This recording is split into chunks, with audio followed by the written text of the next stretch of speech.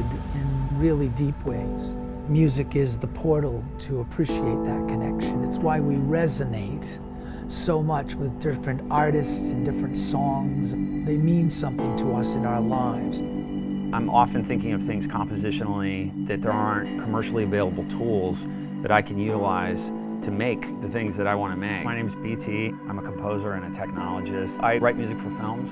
I write music for video games. I make albums. I've produced artists. As a young boy, I was very interested in the formation and manipulation of sound. My first ideas about this kind of recontextualization, this non-linearity of music, was actually physically cutting up pieces of tape and taking them and then taking tape and taping them back together, taping them back into the reel and listening. I realized immediately when I first started hearing synth music that synthesis and digital signal processing represented this thing that my heroes wanted, coveted forever. And I continued to study classical composition and all the kind of things that you study at conservatory, but I shifted almost completely. My heart went into the search for new sound.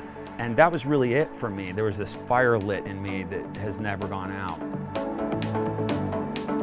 BT and I have been collaborating now for quite a lot of years.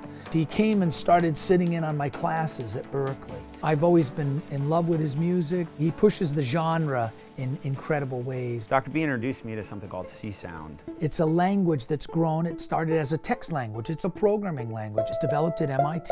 It's the world's most powerful synthesizer. But the challenge is, okay, I can make the coolest sounds. How do I play a sound?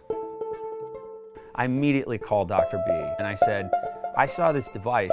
It's a controller and you can move your hands in three-dimensional space and it tracks even the points of your fingers. My mind was absolutely blown. Composers like Penderecki and Bartók, John Cage, this is what they were looking for, this infinite sonic palette. At last, we have this 3D controller with very precise response to all of the movements that I might make with my fingers. We started talking about it and I said, we got to make something for this. Let's make something together for this.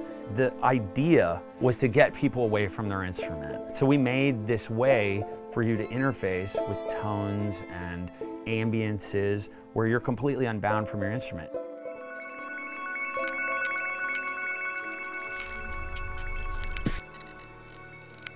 Some of my peers that are film composers, guys in EDM, will sit down with something like this, tune it to the key of what they're working in, and go, wow, this is great. I don't have to look at my keyboard for an hour, and I'm going to do sound design just using my hands.